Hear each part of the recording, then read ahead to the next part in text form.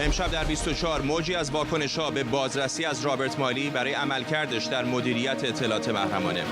مرخصی اجباری نماینده ویژه آمریکا در امور ایران چه معنایی برای آینده مذاکرات داره؟ نگاهی به 20 سال حضور در دستگاه سیاست خارجی ایالات متحده آمریکا. رابرت مالی چطور پرچمدار دیپلماسی واشنگتن در خاورمیانه لقب گرفت؟ نگاهی به نقش رابرت مالی در اولویت‌های مذاکرات واشنگتن با تهران. مسئله حقوق بشر در ایران برای دولت آمریکا چقدر مهم بوده؟ از واشنگتن دی سی این 24 است با فرداد فرحزاد. بینندگان ایران اینترنشنال در ایران و سراسر جهان، سلام به شما از ساختمان وزارت خارجه آمریکا اینجا در واشنگتن دی سی، جایی که همونطور که دیروز اولین بار در همین برنامه گزارش دادیم، رابرت مالی فرستاده ویژه آمریکا برای ایران هفته هاست که در اینجا غایب بوده. آقای مالی در میانه بازرسی‌ها در مورد نحوه استفاده او از اسناد محرمانه به مرخصی اجباری رفته و دسترسیش به اسناد طبقه بندی شده فعلا تعلیق شده. آقای مالی گفته انتظار داره تحقیقات به نحو مطلوب پیش بره و موضوع به زودی به گفته او به نفع او حل بشه. این تعلیق در وسط برهه‌ای حساس در مذاکرات غیر مستقیم آمریکا با ایرانه. اینجا در ساختمان وزارت خارجه آمریکا سمیرا قرایی خبرنگار ما به ما پیوسته. سمیرا، چه اطلاعات بیشتری داریم الان در مقایسه با همین موقع دیروز؟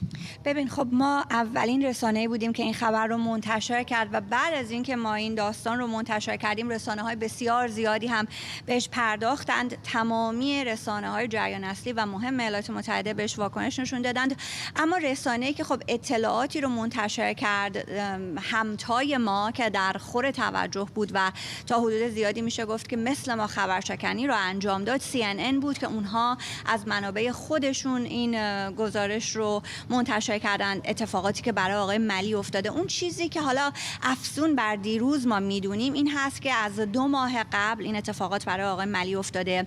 اداره امنیت دیپلماتیک وزارت خارجه این پرونده رو بر عهده گرفته. اشکالی پیدا کردن در مجوزهای امنیتی آقای مالی، شروع کردن به تحقیق و تفحص. از 2 ماه پیش آقای مالی رو در واقع این مجوزهای امنیتی رو ازش گرفتند. اینکه خود تحقیقات دقیقاً از چه زمانی شروع شده روشن نیست، ولی 2 ماه پیش بوده که به این نتیجه رسیدن که خب این دیگه نباید خلاصه اسناد محرمانه، خبرهای محرمانه، آن چیزی که ایالات متحده در رابطه با ایران حالا در جریان مذاکرات غیر مستقیمش داره پیش میبره یا سیاست‌هایی که میخواد تغییر بده یا نده، یا هر گونه خبری که ایالات متحده در رابطه با ایران به شکل محرمانه داره، آقای مالی نباید به دستش برسه. این 2 ماه پیش آغاز شده.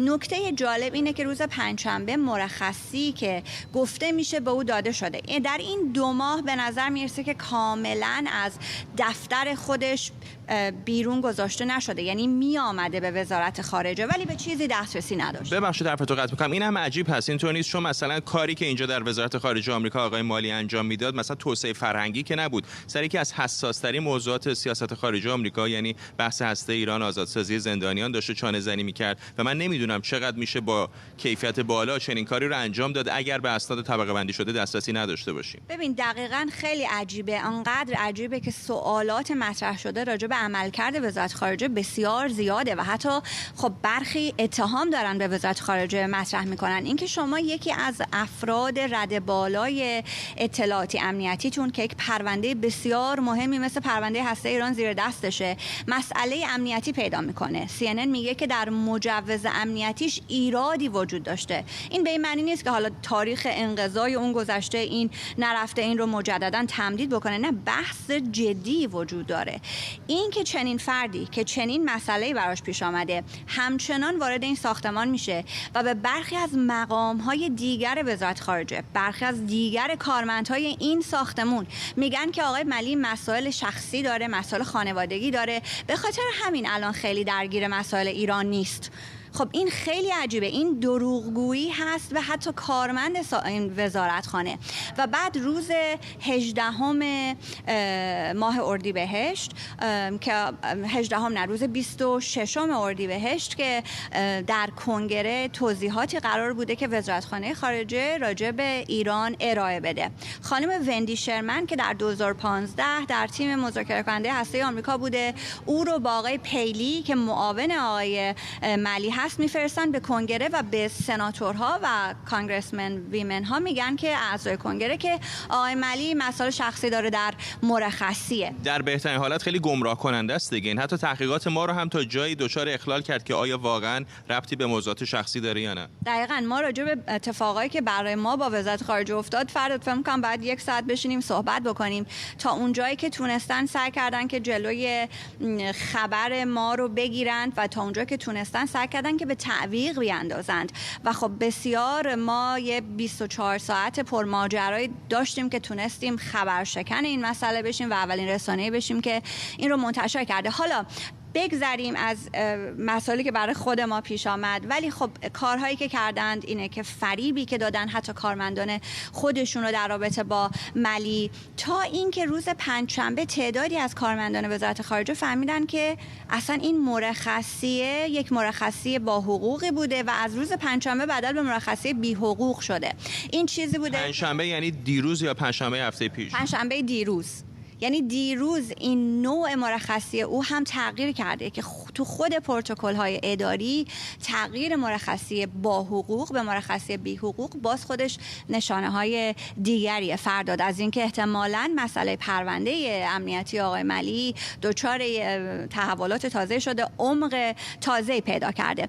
اما خب در مجموع حالا اگر بخوایم نگاهی بیاندازیم اطلاعات دیگر چه دست ما آمده اینه که گفتم پرونده مجوزهای امنیتیش مورد بازبینی هست. 2 ماه این اتفاق افتاده. خودش هم روز گذشته یک بیانیه‌ای رو برای چند تا از خبرنگاران فرستاد، برای ما نفرستاد، به رغم اینکه میدونستند که ما اولین رسانه خواهیم بود که این خبر رو منتشر میکنیم. به ما اون بیانیه رو آقای ملی نداد و اون بیانیه میگه بله من مجوزهام در دست بازبینیه و امیدوارم که خوبی و به زودی حل بشه و بتونم برگردم. گفتی که 1 ساعت شاید طول بکشه اگه بخوایم توضیح بدیم آنچه که در 24 ساعت گذشته اینجا در همین ساختمان بین تو و وزارت خارجه آمریکا رخ داد، ولی خلاصش رو بگو، نه در 1 ساعت ولی در 2 دقیقه که دقیقاً مسیر از کجا شروع شد و به کجا ختم شد. ببین میتونم بگم که خب ما یک سری سوالات بسیار روشن و مشخصی داشتیم از وزارت خارجه. ما داستانمون رو داشتیم، داستان ما روشن بود و میدونستیم که چه اتفاقاتی افتاده، ولی خب به خاطر حالا نوع خبرنگاری که ما انجام میدیم که همه چیز رو با تاییدیه رسمی اول میخوایم که این تاییدیه‌های رسمی رو بگیریم و بعد خبرمون رو منتشر کنیم، تاییدیه‌های رسمی سفت و سخت پشت خبر ما باشه. خب این سوالات و این شک‌ها و نگرانی‌ها رو با وزارت خارجه مطرح کردیم.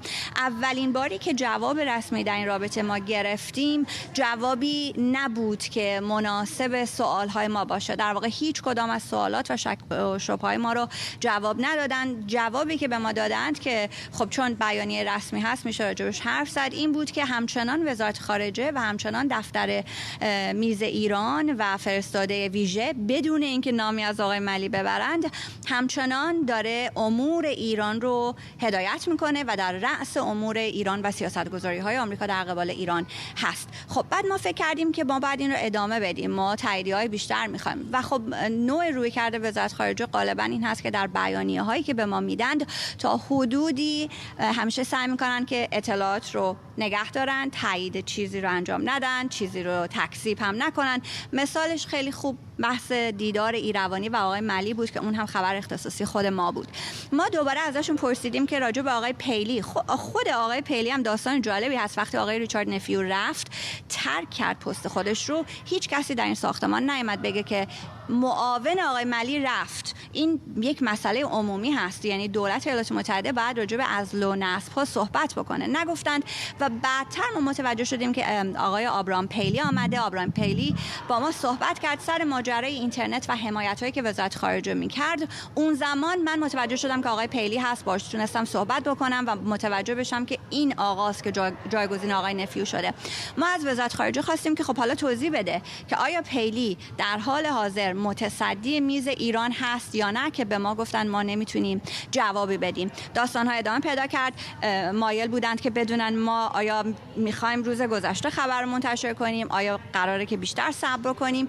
و خلاصه کنم بیانیه دیگری رو به دست ما رسوندن که سرانجام تایید کردن که آقای پیلی شده متصدی، که اون هم چند دقیقه بعد از یک خرابکاری شاید بشه گفت در کنفرانس خبری وزارت خارجه بود که آقای مت میلر که سخنگو هست ازش خبرنگار CNN پرسید که آیا آقای ملی فرستاده ویژه رئیس جمهوری آمریکا در امور ایران هست یا نه، که گفت راجع به منصب آقای ملی نمیتونه اظهار نظری بکنه. این صحبت خیلی هیاهویی در کنفرانس خبری ایجاد کرد که یعنی چی شما راجع به منصبش نمیتونی صحبت بکنی، که معذرت خواهی کرد، منمن کرد و گفت بله آقای ملی نماینده است. نیم ساعت بعد بیانیه رو در اختیار ما گذاشتن که میگفت آقای پیلی متصدیه، که خب آشفتگی آماده نبودن رو میشد دید. فرداد. ممنونم از تو سمیرا. قرار اینجا در وزارت خارجه آمریکا، جای دوری نرو، در ادامه برنامه سراغت میایم. بیننده پوشش ویژه ما هستید از ساختمان وزارت خارجه آمریکا اینجا در واشنگتن دی سی در مورد لغو مجوزهای امنیتی راب مالی، نماینده ویژه آمریکا در امور ایران و مرخصی طولانی او، و اینکه این چه معنا و مفهومی برای سرنوشت مذاکرات آمریکا با جمهوری اسلامی داره. بهنام بن طالبلو، پژوهشگر ارشد در بنیاد دفاع از دموکراسی ها، از استودیوی ما در واشنگتن به ما پیوسته. آقای طالبلو، چه میراثی میبینید برای آقای مالی؟ سلام و درود بر شما و بینندگان گرامی. فرداد خان، والا میراث آقای ملی تو این یه دهه دو دهه که بروبیای زیادی داشت در واشنگتن، در وزارت خارجه، در کاخ سفید و کاملا در دستگاه حوزه دیپلماسی آمریکا، مخصوصا در خاورمیانه، مخصوصا در کشورهایی که دشمنی خودشون رو واقعا اعلام کرده بودن علیه آمریکا، علیه اسرائیل، علیه غرب و علیه امثالهم، واقعا ایشون پرچمدار به قول خودتون یا علمدار و بیرقدار این نوع دیپلماسی بدون شرط، این نوع دیپلماسی بدون شروط و اولویت داشتن و دانستن موضوعات سیاسی بر موضوعات مثلا حقوق بشری در منطقه بوده و برای همینم که ایشون انتخاب شده بود در تیم مذاکره کننده برجام در دستگاه اوباما و دوباره هم وقتی سیاست بایدن داشت تشکیل میشد، ایشون شده بود به اصطلاح اسپیشال آنووی ایران در تیم بایدن وقتی هدف احیای برجام بود. اسم آقای مالی گره خورده به مذاکرات ایالات متحده با ایران، چه سر بحث هسته‌ای چه بحث زندانیان آمریکایی داخل ایران. فکر می‌کنید با خروج احتمالی او از این سمت چه سرنوشتی متوجه آینده مذاکرات بین ایران و آمریکا خواهد بود؟ خب طبیعتاً میشه گفت که همین الان وقتی آقای مالی سر کار نیست یا مرخص شده، به اصطلاح مرخصی بدون پول، اینم باید گفت، اونم خبر مهمی بود که ایران اینترنشنال فاش کرده بود، مرخصی بدون پولی آقای مالی. شاید میشه در کوتاه مدت گفت این بیشتر بحران سیاسی ایجاد میکنه در داخل واشنگتن تا یه بحرانی در رابطه با سیاست آمریکا، در رابطه با برنامه هسته‌ای جمهوری اسلامی.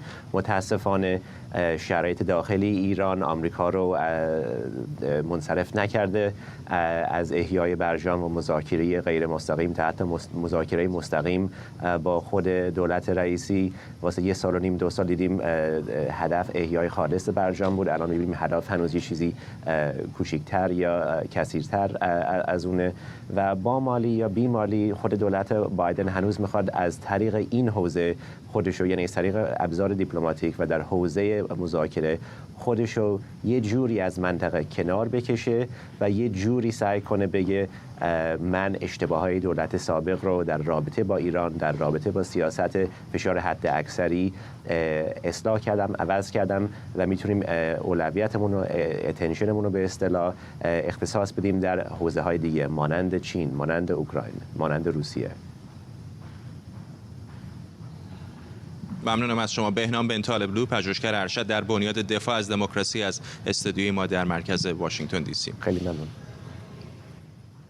اما آقای مالی چطور به چهره اصلی دیپلماسی آمریکا در قبال ایران و خاورمیانه تبدیل شد؟ رابرت مالی مذاکره کننده با تجربه‌ای که بخش زیادی از زندگیش رو وقف حل منازعات به ویژه در منطقه خاورمیانه کرده. آقای مالی که در مرداد 1342 در نیویورک متولد شده، سوابق تحصیلی برجسته‌ای داره. او از دانشگاه‌های هاروارد و ییل فارغ التحصیل شده و مدرک کارشناسی ارشدش رو در روابط بین‌الملل از آکسفورد گرفته. مالی اول به عنوان پژوهشگر بنیاد کارنگی برای صلح بین‌المللی کار می‌کرد. او در سال 1995 بخشی از گروه بین‌المللی بحران شد، جایی که در تلاش‌های مختلف برای صلح از جمله روند صلح اسرائیل و فلسطین و آتش‌بس در مناقشه دارفور نقش داشت. او در دولت بیل کلینتون عهدهدار سمت‌های متعددی بود. بعد از کلینتون مالی در گروه بین‌المللی بحران به سمت مدیر خاورمیانه و شمال آفریقا ارتقا پیدا کرد و به طور قابل توجهی به جایگاه این اندیشکده به عنوان اتاق فکر معتبر کمک کرد. تخصص آقای مالی منجر به انتصابش به عنوان دستیار ویژه باراک اوباما در سال 2009 شد که وظیفه‌اش شکل دادن به سیاست ایالات متحده در قبال خاورمیانه بود. با این حال نقش او به عنوان مذاکره کننده اصلی در برنامه جامع اقدام مشترک در سال 2015 که معمولا به عنوان توافق هسته ایران یا برجام هم شناخته میشه، به یکی از لحظات تعیین کننده برای او تبدیل شد. برجام به عنوان یک توافق مهم در ازای لغو تحریم‌های اقتصادی، محدودیت‌های شدیدی رو بر برنامه هسته ایران تحمیل می‌کرد. اگرچه این توافق برای آقای مالی و دولت اوباما موفقیت بزرگی بود، اما منتقدان زیادی هم داشت و هنوز هم داره. در سال 2018 زمانی که دونالد ترامپ ایالات متحده را از برجام خارج کرد، اوضاع تغییر کرد. این موضوع زمینه رو برای چالش‌های جدید برای دولت بایدن و آقای مالی که در سال 2021 به عنوان فرستاده ویژه ایالات متحده در امور ایران منصوب شد فراهم کرد. شهیر شهید ثالث روزنامه‌نگار و تحلیلگر مسائل سیاسی از ویرجینیا با ماست. آقای شهید ثالث، به نظر میاد که آقای مالی در تمام این دوران، چه موقعی که در دولت کلینتون بود، چه در دولت آقای اوباما، چه اینجا در دولت آقای بایدن، یک رویکرد ایدئولوژیک هم داشته در بسیاری از مواقع. چقدر فکر میکنید که این به شکلی کار او رو دشوار کرد اینجا در واشنگتن دی سی؟ بله، دقیقاً شما تو سوالتون تقریبا جواب رو هم دادید. آقای مالی یک درگیری طولانی مدت با جناح راست در آمریکا و جریان پرو اسرائیلی و حامی اسرائیل داشته. ما در سال 2000 یک نقش خیلی برجسته‌ای داشتش توی مذاکرات کمپ دیوید، ولی وقتی که مذاکرات شکست خوردش، ایشون یه مقاله نوشت و ایهود باراک رو مقصر معرفی کرد برای شکست مذاکرات. جنجالی به پا کرد، برای اینکه از داخل دولت آقای کلینتون یه مرتبه همچین مقاله منتشر شدن یه چیز واقعا غیر منتظره ای بودش. بعد از اون در سال 2008 دو مرتبه ایشون با مقامات حماس دیداری داشتش که مجبور شد در کمپین آقای اوباما خارج بشه. بعد در دوران آقای ترامپ که همونجور که در خلاصه شما الان فهمیدید در گروه بین‌المللی بحران باز تماس‌های با مقامات ایران گرفت که اون موقع ممنوع بود و به هر صورت همیشه یک استکاکی با جریان پرو اسرائیلی و جریان راست آقای مالی داشتش و بالاخره این جریان به نظر من این درگیری کار دستش داده و موضوع رو به این نقطه کشونده. اینکه اینقدر چون به حماس اشاره کردید اینو میپرسم، اینکه اینقدر به نظر راحت میومد با گروه مثل حماس چقدر عجیب هست برای دیپلمات آمریکایی، چون مصاحبه های از او هست که میگه اینطور نیستش که حماس یک گروه مجنون و دیوانه باشه، اونها از منظر خودشون منطقی دارن، میشه باش مخالف بود، میشه مخالف نبود، ولی روی کرده که به نظر میاد حتی در مورد حماس داشت، روی کرده استاندارد نرمالی که اینجا شما در واشنگتن دی سی فرای حزب ها میبینید نبود. بله درسته کاملا. من معتقد هستم که ایشون اگر بخوایم توی جناح‌های سیاسی گرایشش رو مشخص بکنیم، گرایش میانه چپ داره و این داستان هم داستان امروز نیستش. ایشون همیشه اینجوری بوده. شاید در دوران جوانیش میگن ایشون، چون میدونید همکلاسی اتفاقا آقای بلینکن بوده در فرانسه از دوران دبیرستان، این گرایش ها رو داشته و همونجور که شما میگین خیلی در آمریکا چیز عادی نیست، به خصوص اگر یه فردی بیاد به همچین موقعیت و مناصبی هم توی تشکیلات دولتی برسه. در ارتباط با وضعیتی که الان پیش اومده، به نظر من، حالا این فقط نظر من دارم میگم، من هرچی نگاه میکنم که کجا ممکنه ایشون اشتباهی کرده باشه که برداشت اینجوری بشه، اطلاعات طبقه بندی شده رو ایشون درز داده. یک ملاقاتی ایشون در ماه دسامبر با آقای ایروانی داشتش، بعد از اون دو ملاقات دیگه داشته و بعد ما میبینیم تقریبا از صحنه ناپدید میشه. برداشت من اینه، نظر من اینه که در اون ملاقات ها ایشون ممکنه یک کدهایی داده، یک خطهایی داده، گایدلاین‌هایی داده که به نحوی این اسناد طبقه بندی شده فاش شده، یا شاید مثلا گفته تمایل دولت آمریکا یا همچین چیزی هستش و کار از اینجا گره خورده. ولی من هرچی فکر میکنم تماس کجا بوده که ممکنه که یک همچین اطلاعاتی به بیرون درس کرده باشه، جای دیگه به نظرم نمیرسه.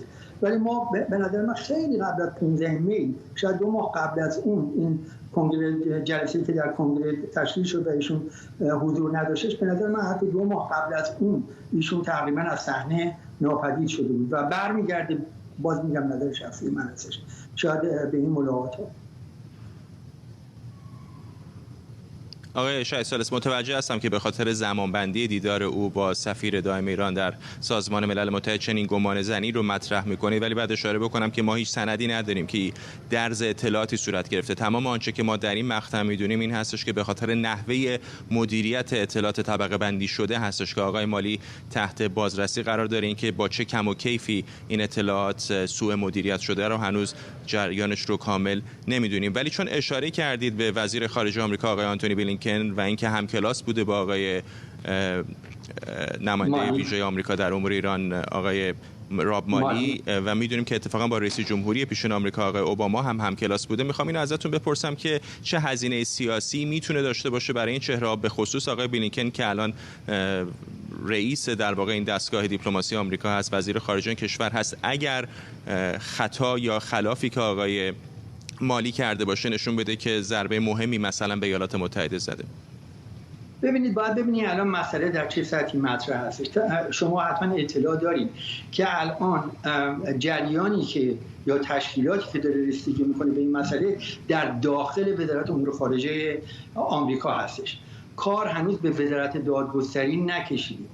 اگر این کار ارتقا پیدا کنه و به وزارت دادگستری بکشه، جنبه جنایی و کریمینال پیدا بکنه، یه دفعه ما می‌بینیم مسئله به یه سطح دیگه‌ای منتقل میشه. ولی در حال حاضر به نظر من اینجوری به نظر نمیرسه که اینقدر قضیه جدی باشه، یا حتی نخواستن، همونجور که شما اشاره کردین، به خاطر وجود آقای بلینکن، نزدیکی ایشون با آقای بلینکن و آقای اوباما که به هر صورت یکی از مفاهیم متفکر این جریان هستش، نخواستن این خیلی مسئله حاد بشه. اما اگر ما شنیدیم که این کار به قوه قضاییه کشیده شد، بعد به نظر من اون موقع آقای بلینکن هم ممکنه که دچار مشکلاتی بشه.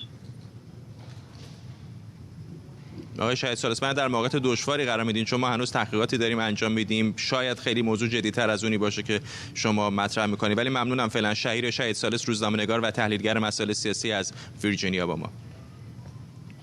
بخشی از فعالان مدنی ایرانی نگرانند که مسئله حقوق بشر در مذاکرات آمریکا با ایران نادیده گرفته بشه. حدود 3 ماه بعد از آغاز به کار دولت جو بایدن، تعدادی از نهادهای حقوق بشر ایرانی به همراه انجمن قلم آمریکا نامه‌ای به رئیس جمهوری جدید آمریکا نوشتند و از او خواستند که با هزینه کردن اصول حقوق بشر مذاکرات هسته‌ای رو پیش نبره.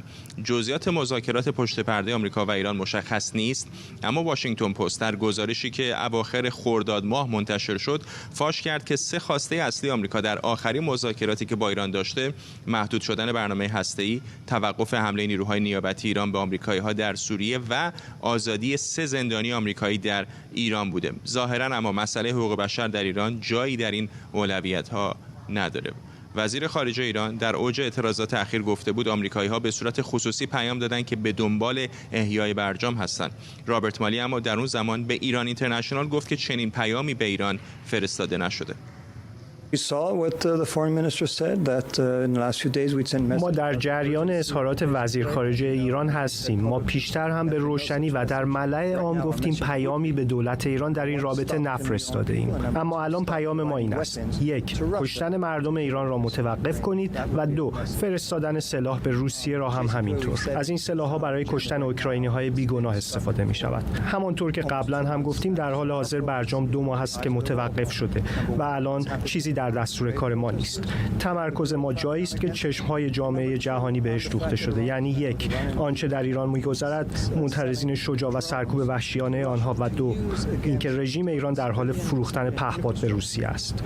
سلاح‌هایی که غیر نظامیان و زیرساخت‌های غیر نظامی را هدف قرار می‌دهند. ما می‌دانیم که نیروهای سپاه پاسداران در روسیه در حال آموزش دادن نیروهای روسی برای استفاده از این سلاح‌ها هستند. ما همچنین می‌دانیم که رژیم ایران آنقدر از این مسئله شرمسار هست که این اقدامات را انکار کند و به همه دروغ بگوید، در حالی که همه به خصوص اوکراینی‌ها این را می‌دانند. ما از ایران می‌خواهیم که این اقدامات را متوقف کند. ما هر شخص و نهاد مرتبط با این اقدام را تحریم خواهیم کرد.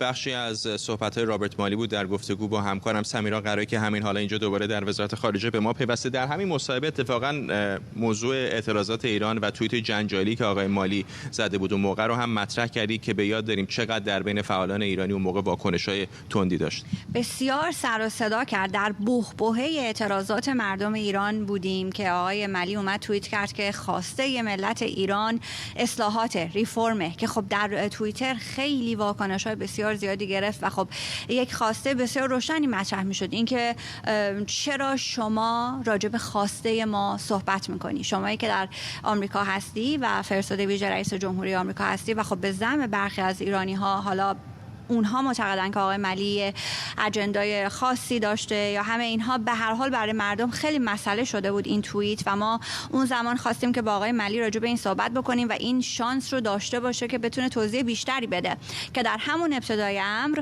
معذرت خواهی کرد، در همون ابتدای مصاحبه، و گفت که خب یک انسان بالغ باید بلند شه و خطای خودش رو بپذیره. اما باز هم چند هفته بعد این مسئله در کنفرانس خبری نت پرایس پیش آمد که او هم گفت که مردم تغییرات و اصلاحات، ریفرم رو میخوان، که اون زمان خبرنگار یکی از شبکه‌های عربی گفت که وقتی عکس قاسم سلیمانی و علی خامنه‌ای رو توی خیابون‌ها آتیش میزنن، توی مدرسه‌ها آتیش میزنن، اسم این رو شما در وزارت خارجه میگذارید اصلاحات یا تغییر و براندازی رژیم. این مسئله وجود داشت. عملکرد آقای مالی از زمانی که اعتراضات مربوط به قتل حکومتی مهسا امینی آغاز شد، خب عملکردیه که بسیار بهش انتقاد شده. اما این نکته رو نباید فراموش بکنیم که آقای مالی نه الان بلکه سالیان ساله، شاید بتونم بگم یک دهه است که معتقده که ایالات متحده هیچ حقی نداره از اینکه بخواد از اعتراضات مردمی در خاورمیانه حمایت بکنه و میگه این اصلا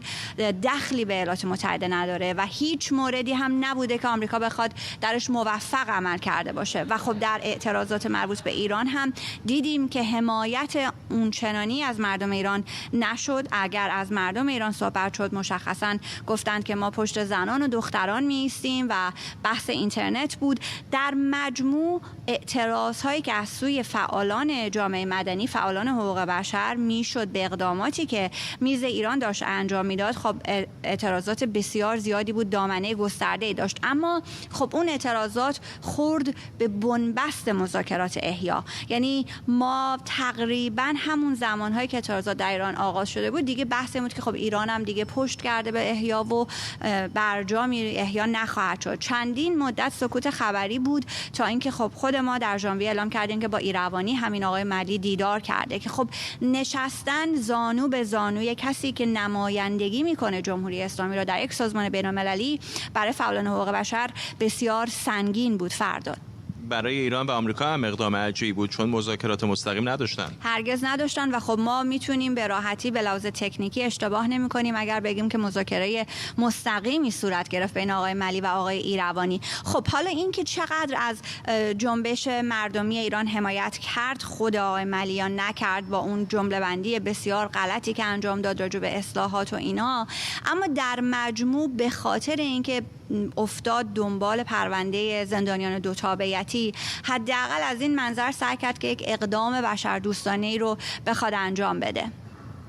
یک نکته که در مورد آقای مالی هست، حتی قبل از این جنجال ها به یاد داشتیم که در خود همین وزارت خارجه هم کسانی بودن حتی در تیم نزدیک به او که با تمام سیاست‌های موافق نبودن. بعضی‌ها در اعتراض رفتن بیرون و حرف از این بود که اتفاقا چون به زندانیان اشاره کردی شاید عمر سیاسی او در این سمت بعد از آزادی بعضی از این زندانیان به پایان برسه. این قبل از این جنجال‌های مربوط به نحوه مدیریت اطلاعات طبقه بندی شده بود. حالا این خیلی داستان پیچیده میکنه. نه بحث مذاکرات هسته‌ای به کنار، این زندانیان آمریکایی در ایران که ممکنه تعدادشون بیشتر از 3 نفرم باشه.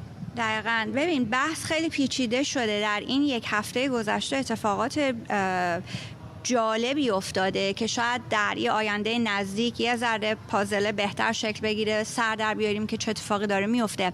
گمان زنی بر این بود که آقای ملی این بحث دو تابعیتی‌ها رو به یک جایی برسونه و بعد احتمالاً از میز ایران کنار گذاشته بشه. هرچند اون هم داستان داره، چون کنگره قانونی رو تصویب کرده که اگر رئیس جمهور بخواد یک فرستاده، یک نماینده اینووی، یک فرستاده جدید معرفی کنه، اون فرستاده بعد بره از کنگره رأی اعتماد بگیره که بحث بسیار پیچیده است که اون زمان میگفتن وقتی این قانون کنگره آمد ملی دست نخواهد خورد، چون بایدن نمیخواد که وارد اون پروسه رأی اعتماد و اینها بشه.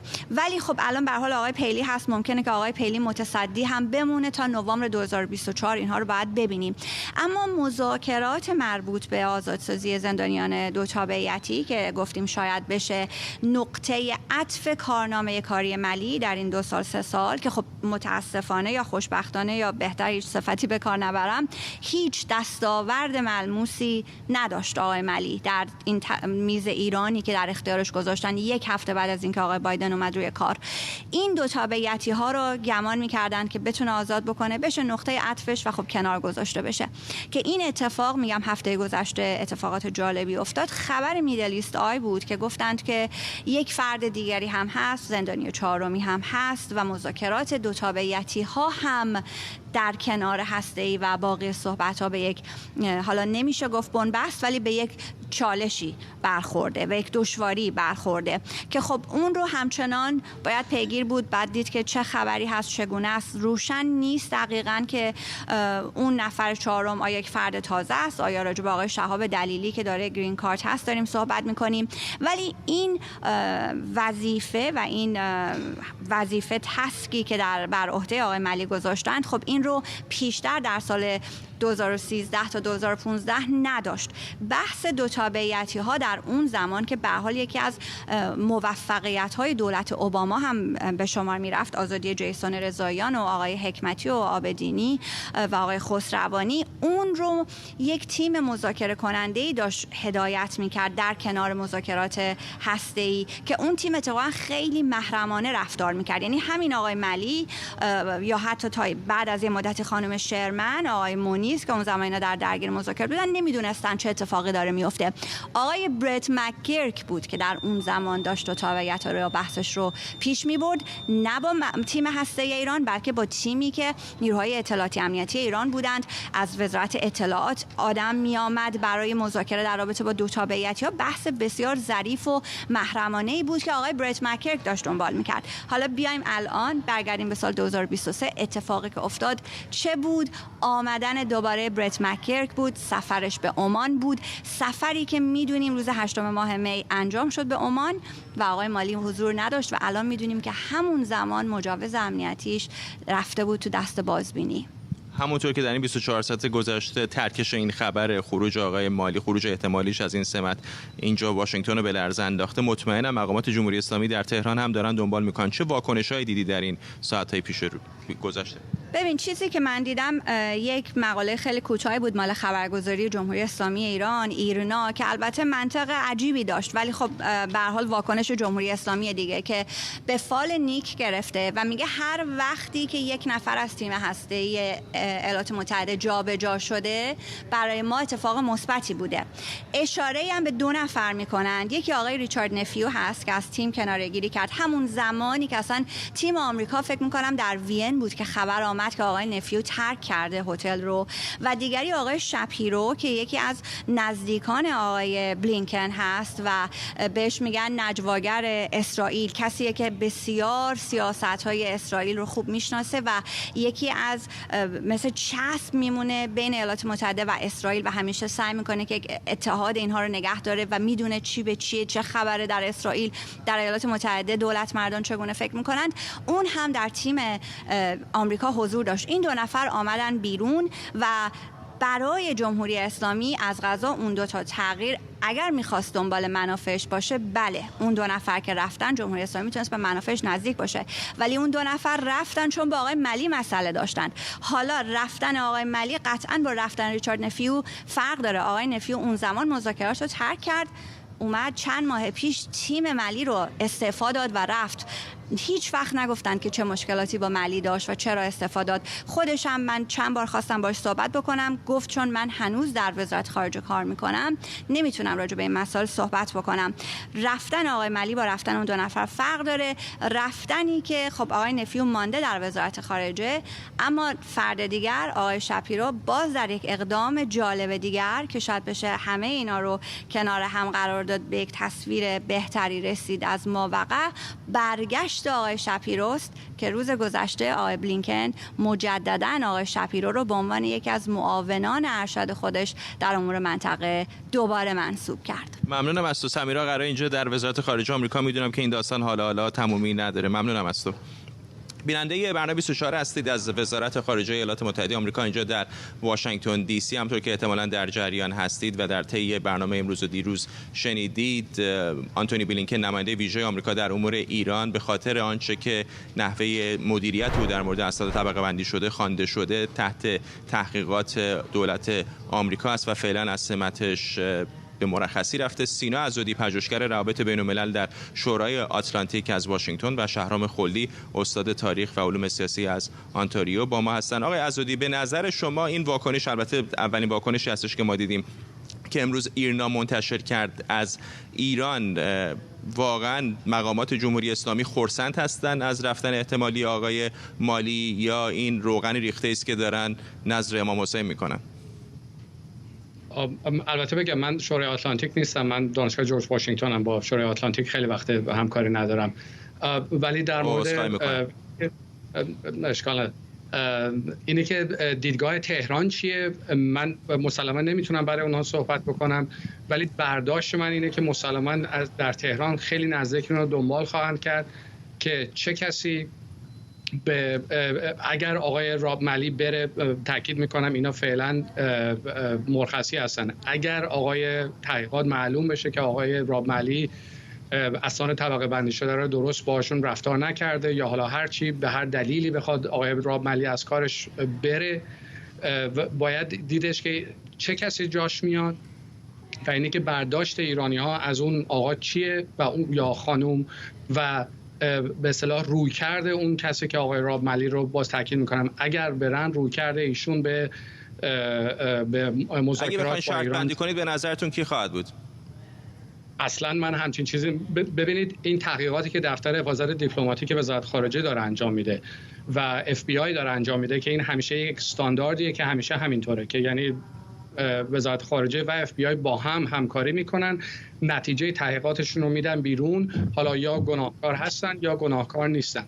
واقعا معلوم نیستش که چه کسی میادش، من واقعا نمیدونم چه کسی، ولی در هر صورت هر کسی باشه ادامه دار یعنی کسی خواهد بودش که با سیاست‌های آقای بلینکن که سیاست آقای جو بایدن هستش به عنوان رئیس جمهور باید با هم هماهنگی داشته باشه. یعنی من فکر نمی‌کنم کسی باشه که مثلا اختلاف نظر 180 درجه‌ای داشته باشه با دیدگاه آقای بلینکن یا آقای جو بایدن. آقای خلدی، آقای عزودی اشاره کردن که هر کسی که احیانا جایگزین ایشون بشه همراه و همسوی دولت آمریکا طبیعتا خواهد بود، آقای بلینکن و همینطور رئیس جمهوری آمریکا آقای بایدن. ولی چقدر فکر میکنید که جمهوری اسلامی مذاکره کننده بهتری میتونست از آقای مالی داشته باشه؟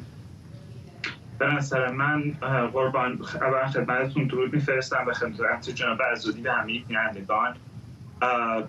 به نظر من آقای رابرت مالی بهترین در واقع اسب شرط بندی میتونست باشه که جمهوری اسلامی میتونست در این مذاکرات داشته باشه. اگر ما به مصاحبه‌ای که آقای مالی در اول دسامبر سال 2022 انجام داد نگاه بکنیم، ایشون خیلی صریح اشاره میکنه که در ماه آگوست خیلی نزدیک شده بودن به اینکه بتونن یک توافقی داشته باشن با جمهوری اسلامی، اما ایشون به دو نکته اشاره میکنه. یکی اینکه در همون زمان جمهوری اسلامی با اروپایی ها به صورت موازی داشت مذاکره میکرد و امتیاز میگرفت ازشون و اعتراف میکنه که امریکایی ها اونجور که باید با اروپایی ها هماهنگ نبودن و سوالی که وجود داره این هستش که چطور ممکن هست که امریکایی ها تحت زعامت ایشون و تحت رهبری ایشون بخوان سعی بکنن به یک توافق دیگه برسن و بعد ایشون دقیقاً آشکار میکنن که جمهوری اسلامی هم در مورد مذاکراتش با اروپایی‌ها که ظاهراً خیلی امتیازات خوبی دریافت کرده بوده و هم در مذاکراتش با خود آمریکایی‌ها به زعامت ایشون هر دفعه واکبک کرده و برگشته و گفته که نه ما در واقع یه سری امتیازات بیشتر دیگه ای میخوام.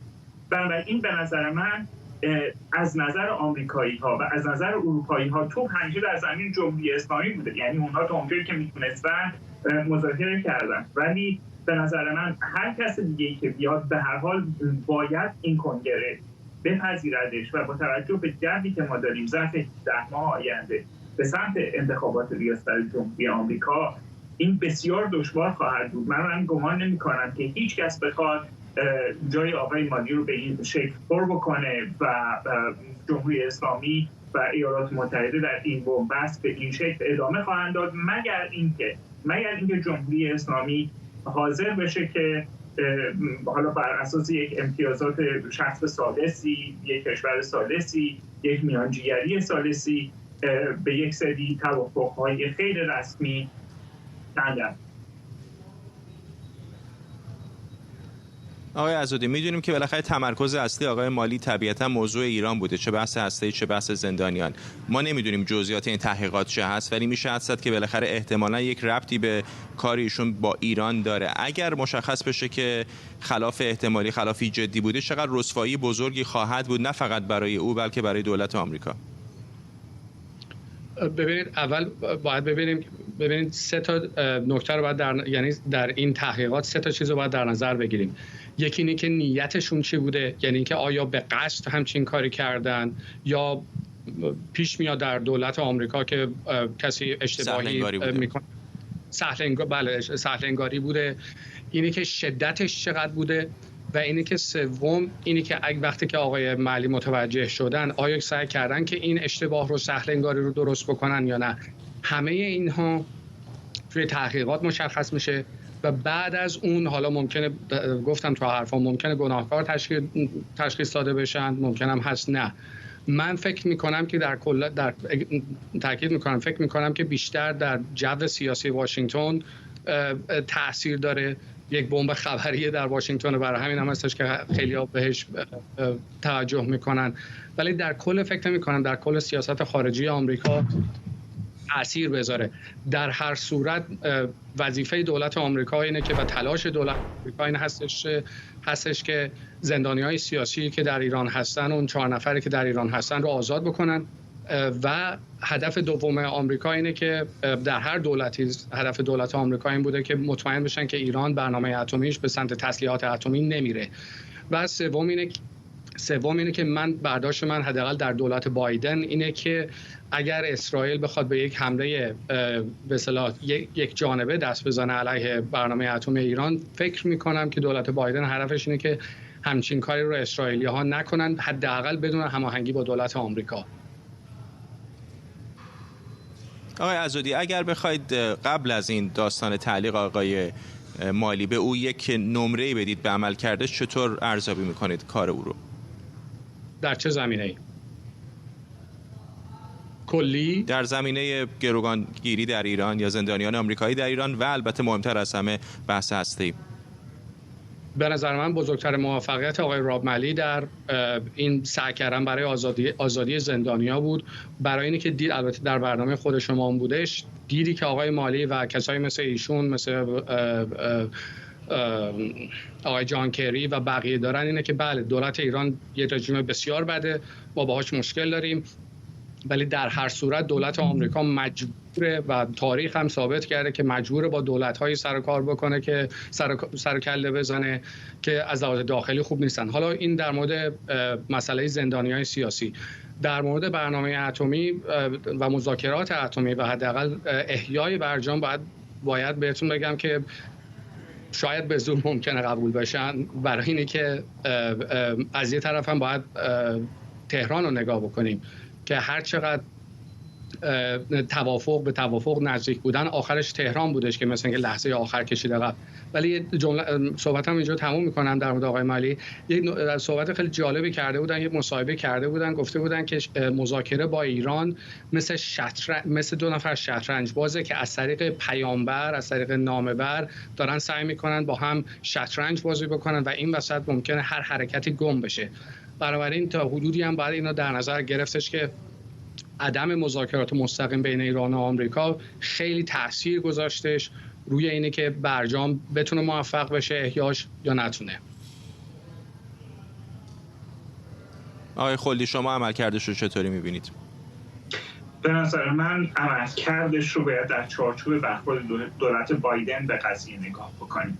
یعنی دولت بایدن از آغاز کسانی رو آورده در بالاترین پست‌ها قرار داده که این افراد در جریان اون مذاکرات سری در عمان که منجر به اولین برجام بودن. آقای نیکولاس برنز شدن رئیس CIA، آقای جیک سالیوان شدن مشاور امنیت ملی.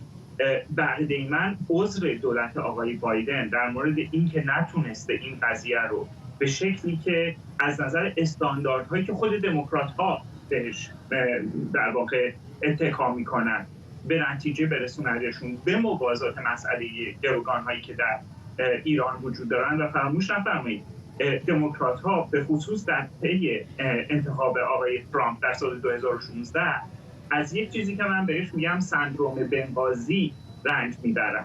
یعنی اگر کمی از هر یک از این گروگان‌ها کم بشه، آقای بایدن هزینه بسیار سنگینی براش پرداخت خواهد کرد.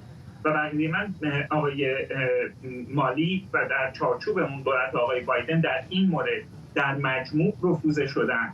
در مورد قضیه مسئله هسته‌ای هم رفوزه شدن به خاطر اینکه اسرائیلی‌ها ارادهشون بر این هستش که اقدام به حرکت پیشگیرانه بزنن که بسیار تنش‌زا خواهد بود و ممکنه یک اکتبر سورپرایز جدید برای دولت بایدن در آستانه انتخابات ریاست جمهوری به وجود بیاره. و همونجوری که شما میدونید، همه خبرنگاراتون جناب عزادی و دیگران میدونن، آقای بنیامین نتانیاهو لزوما از حضور یک دموکرات در کاخ سفید خوشنود نیستن و میتونن از بازوی نظامی اسرائیل استفاده بکنن در این مورد. در نتیجه به نظر من رفوزگی کامل دولت بایدن از آغاز از چیدمان رفتاریش و کشدار و مریض رفتار کردنش با این قضیه کاملا مشخص بوده و متاسفانه اونها در این زمینه از سیاست خارجی، چه با تهرانی که به شدت تندرو هست، چه با تهرانی که میخواست اصلاحگرا باشه و اون امیدوار بودن که تهران اصلاحگرا نهایتاً در پی این خیزش سر کار بیاد، رفوزه شدن و باز هم رفوزه خواهند شد برای اینکه تصمیم گیرنده در تهران. جالبه چون به آقای بایدن اشاره کردید، این رو هم بگم که امروز دیدم که در همین 24 ساعتی که خبر تعلیق آقای مالی مطرح شده، بعضی‌ها به خصوص در بین اپوزیسیون ایرانی محتاطانه ابراز خرسندی کردن از خروج احتمالی او، ولی همونطور که شما هم گفتید اشاره کردن که کار همچنان در دست دولت بایدن هست و هر کسی دیگری هم جای او بیاد همین مسیر رو دنبال میکنه. آیا شما هم فکر میکنید که هر کسی که جایگزین او بشه به احتمال زیاد در بر همین پاشنه خواهد چرخید یا ممکنه یک مقداری تغییر رویکرد هم ببینیم؟ بستگی به این داره که چه جور امتیازی بخوان به جمهوری اسلامی بدن که فکر بکنن جمهوری اسلامی بپذیره. ولی در عده من با بیشتر از این که به نتیجه بخوایم نگاه بکنیم، باید ببینیم که پروسه چجوری انجام میشه. و بعد من بدترین چیزی که دولت بایدن مرتکبش شده و خلافی که مرتکبش شده در این مورد این هستش که شما در دوره‌های قبلی می‌بینید که علاوه بر که به صورت موازی در مورد گروگان‌ها مذاکره میشه یا مذاکرات سری خود آمریکایی‌ها مستقیم انجام میدن، حداقل به صورت مشترک با یک تیم اروپایی همزمان دارن کار میکنن و البته روسیه هم هست. به خاطر قضیه اوکراین و مسائلی که اتفاق افتاده یه روسیه توی تصویر وجود نداره. از طرف دیگه طبق گفته خود آقای مالی و دیگر مقامات امریکایی‌ها و اروپایی‌ها به صورت جداگانه با جمهوری اسلامی در واقع دارن کار میکنن. به یک چیز دیگه ای که اون به قول انگلیسی زبونا فیلی که هیچ کس در این اتاق درباره‌اش صحبت نمی‌کنه چین هست. که نه آقای بایدن نه آقای ترامپ هیچ کدومشون روابط خوبی نداشتن و چین مایل هستش که نقش بسیار عمده‌ای بازی بکنه و عقیده من هیچ چیزی که حتی غیر رسمی باشه در مورد یک توافقی که نوشته نشده بدون اینکه چینی‌ها در مرکزیت داشته باشن به خاطر نفوذی که بر جمهوری اسلامی دارن به نتیجه نخواهد رسید. سینا عزادی، پژوهشگر روابط بین‌الملل در دانشگاه جورج واشنگتن. عذرخواهی می‌کنم که اول عنوانتون رو اشتباه گفتم. ممنونم از شما و همینطور شهرام خلدی، استاد تاریخ و علوم سیاسی از آنتاریو. اسحاق هرزوگ، رئیس جمهوری اسرائیل، حدود 3 هفته دیگه به مناسبت 75مین سالگرد تشکیل دولت اسرائیل به واشنگتن دعوت شده تا در کنگره سخنرانی کنه. آقای هرزوگ قراره بر روابط ویژه بین دو کشور تاکید کنه. این در حالی که دیروز سفیر آمریکا در اسرائیل درباره دیدار نتانیاهو و بایدن گفت هیچ تاریخ مشخصی برای دیدار نخست وزیر اسرائیل از کاخ سفید وجود نداره. نخست وزیر اسرائیل که بارها از گفتگوهای غیر مستقیم آمریکا و ایران انتقاد کرده، پیشتر در جلسه کابینه اسرائیل در اورشلیم گفته بارها مخالفت این کشور با هر گونه توافق با ایران رو به کاخ سفید اطلاع داده. ما بارها برای دوستان آمریکاییمون این مسئله رو روشن کردیم. من امروز دوباره هم این کارو میکنم و تکرار میکنم که ما مخالف هر گونه توافق هستیم. اول از همه برجام که فقط راه ایران رو برای دست یافتن به بمب هسته‌ای هموار و ده‌ها یا صدها میلیارد دلار براش فراهم میکنه. من فکر میکنم که مخالفت ما به این واقعیت کمک میکنه که ایالات متحده هم به توافق برنگرده. ما همچنین به آمریکا میگیم که ما با توافق محدود هم مخالفیم. در هر صورت ما این موضوع رو هم روشن کردیم و باز هم تکرار میکنم که دولت اسرائیل هر کاری که لازم باشه انجام میده تا از خودش در برابر تجاوز ایران محافظت کنه. رابرت مالی، فرستاده ویژه آمریکا برای ایران، درباره حماس و همینطور حزب الله گفته بود که این گروه‌ها جدا از جنبه‌های نظامی و تروریستی جنبه‌های بشردوستانه هم دارن و اطلاعات غلطی درباره عملکردشون به مردم داده شده. اطلاعات غلط زیادی درباره حزب الله و حماس وجود داره. من با اونا حرف میزنم، همکارانم باهاشون حرف میزنن. ممکنه ما باهاشون موافق نباشیم، اما اونا عقلانیت خاص خودشون رو دارن. این مسئله مهمیه که باید درک بشه. هیچ کدوم از اونها دیوونه نیستن. ممکنه کارایی بکنن که ما بهشون به عنوان یک شکل متفاوت از عقلانیت نگاه کنیم، اما در داخل سیستم داخلی خودشون اغلب خیلی منطقیه. شایان سمیعی، کارشناس امنیت ملی از استودیوی ما در مرکز واشنگتن به ما پیوسته.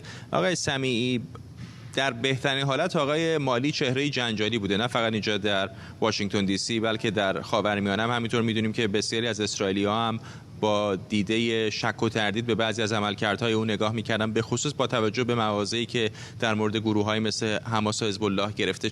چطور فکر می‌کنید که اسرائیلی‌ها این تحولات رو دنبال می‌کنن؟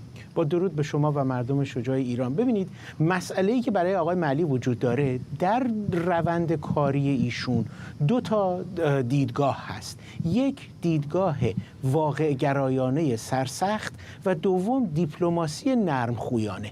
آقای مالی همیشه سعی کرده از اون روند نرمخویی پیروی بکنه، ولی اون همیشه جوابگو نیست و در این عمل کردش ایشون حرف‌هایی که زده یا عباراتی که در مورد مسئله به فرض بین فلسطین و اسرائیل، فلسطینی‌ها و اسرائیل بیان کرده، بیشتر به خودش رو در دردسر انداخته. آقای مالی یک فردی است که علاقه‌مندی به ایجاد دولت خودگردان فلسطینی رو داره، همون چیزی که دولت امریکا هم ازش تبعیت میکنه و حمایت میکنه، اما در مقابله با رژیم و حکومت اسرائیل و دولت‌های اسرائیل ایشون نقطه نظر خودش رو بیشتر به سمت فلسطینی‌ها گردونده تا به اسرائیلی‌ها و به همین خاطر هم هست که نمیشه واقعا گفت که ایشون یک دیدگاه واقع بینانه به مسئله داشته. بعضی اوقات میگفتن راب مالی یک احساسی عمل میکرده در این زمینه و همین احساسی عمل کردنش هم باعث شده بود که اسرائیل ازش خورده بگیره و در حال حاضر من فکر میکنم حداقل در رده‌های بالای دولت اسرائیل و سازمان‌های اطلاعاتی و امنیتی اسرائیل از این مسئله خوشنود هستند که اگر آقای معلی در مقام خودش نباشه حداقل یه راهکار بهتری برای به نتیجه رسیدن با دولت امریکا برای مقابله با حکومت جمهوری اسلامی به دست بیاد. این نکته جالبی است اشاره کردید. خیلی اوقات به خصوص در سطوح مدیریتی آدم‌ها یک چارچوبی میچینن یا یک نقشه راهی میکشن و بعد به شکلی خودشون اسیر همین میراث میشن. چقدر فکر میکنید که رفتن احتمالی آقای مالی ممکنه یک خون تازه‌ای در رگ دستگاه دیپلماسی در زمینه مذاکرات با ایران جاری بکنه که بتونه اتفاقاً امیدبخش باشه برای وزارت خارجه آمریکا که به نتیجه‌ای برسه با تهران؟ ببینید، ما باید ببینیم که اگر آقای معلی از مقامش کنار گذاشته بشه که من فکر میکنم بیشتر شواهد به اون داره نشون میده، باید ببینیم چه کسی جایگزین ایشون خواهد شد. اگر همین آقای ابراهیم پیلی رو نگه دارن، نشان دهنده این هست که روند اونچنان تغییری نخواهد کرد. اما اگر دولت امریکا تحت فشار کنگره قرار بگیره و افرادی مانند ریچارد نفیو رو برگردونن به این کار، چون در این زمینه کار کرده، اون موقع هست که ما میتونیم ببینیم که یک تغییرات بسزایی در این زمینه انجام بشه. نکته دیگری هم که دوست دارم اشاره بکنم خدمت شما این هست که موقعی که آقای راب معلی به این مقام رسید، دموکرات‌ها کنترل مجلس سنا و مجلس نمایندگان امریکا رو در دست داشتن. در حال حاضر جمهوری‌خواهان مجلس نمایندگان رو در دست دارن و اگر بخواد همین روند آقای معلی ادامه پیدا بکنه، جمهوری‌خواها در اون مسئله بسیار ورود خواهند کرد.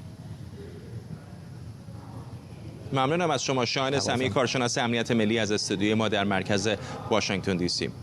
و ممنونم از شما که پوشش ویژه ما رو از ساختمان وزارت خارجه آمریکا اینجا در واشنگتن دی سی در بخش اول برنامه 24 دنبال کردید. تا دقایق دیگه در بخش دوم هم به تفصیل به این موضوع می‌پردازیم.